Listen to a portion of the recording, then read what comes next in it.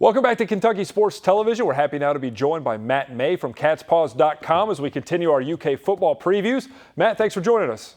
Anytime. Thanks for having me.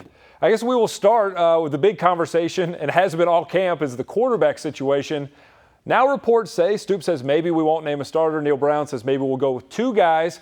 What is your take on that situation and potentially them playing two quarterbacks this year?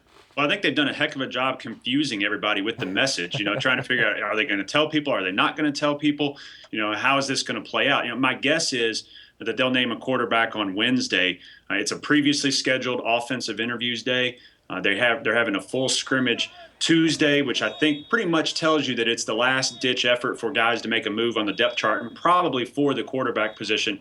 And then on Monday, Mark Stoops, in the middle of saying some other things, actually made a comment to the effect of, hey, just kind of respect our situation here for a few more days and we'll let you know what's going on. So I get the impression that they are going to probably make it public.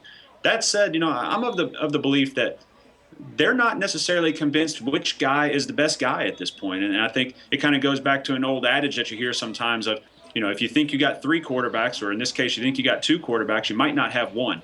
And they're in a position where neither guy seems to have really taken off and run with it. I think their quarterbacks are average right now, and they could be much better than that depending on what they do once they get in the game. But I think if there's not enough evidence that the guys they have right now are anything better than average college quarterbacks for what they've done in the past. Max Smith had a great start to 2012 and, of course, gets hurt. Nobody really knows how healthy his shoulder really is. And then Jalen Whitlow, he had his moments, but by and large, I don't think you look at what he did last year and say, that guy is absolutely an SEC starting quarterback and should easily win this job. I think what's going to happen, I would not be surprised. I've thought for a couple weeks now, basically since they started camp, is that they will probably play two guys in the opener in different situations, especially if the offense isn't moving early. I think there's going to be an absolute place for Jalen Whitlow, whether he's the starter or whether he comes in. I think he's absolutely going to play, but it wouldn't surprise me at all to see them play two guys. I'm not convinced they think that they have the guy right now.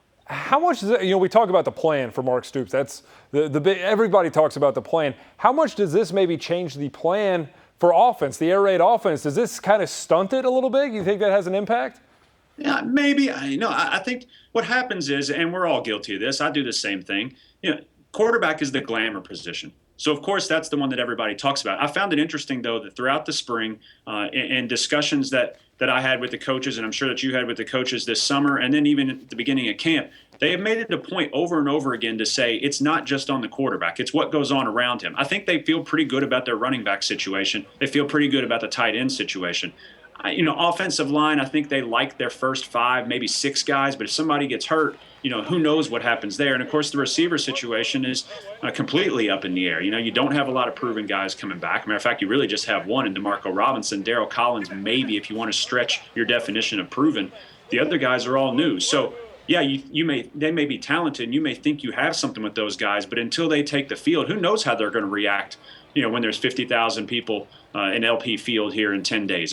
They may go haywire. They already had a case of the dropsies in their previous scrimmage in Commonwealth Stadium over the weekend that they hadn't done all camp. So you just can't rely on that. So I don't think it's as simple as, the quarterbacks will change or dictate everything they do with the offense. I think, how they feel about some of those other positions, in particular wide receiver and the depth at offensive line, could also shake that up a little bit and force them into doing certain things. The one thing that Neil Brown's offense has done, though, is it plays to the personnel. And the previous staff had some great years of offense. They also had some bad years, and that's because it wasn't a real other than beginning of last year when they started to throw the ball all over the place again. It wasn't an offense that had a whole lot of different type of offenses. They didn't utilize a lot of different things. The air raid, for better or worse, but in this case better, especially when you're not exactly sure what you have.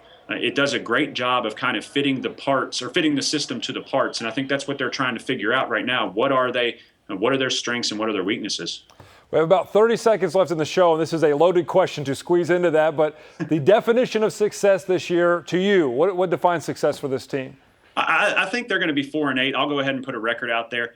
I think they could steal another one, maybe get to 5. If everything in a perfect world fell, maybe get to 6. But to me, it's, win 3 of those non-conference games, get an SEC win or 2, and just be competitive. Don't have any of those 63-5 type games. If they do that, keep the momentum going on the recruiting trail, I think they'll be just fine in the next couple of years. All right, Matt May from catspaws.com. Always a pleasure talking with you. Thanks so much for joining us. Thanks, guys.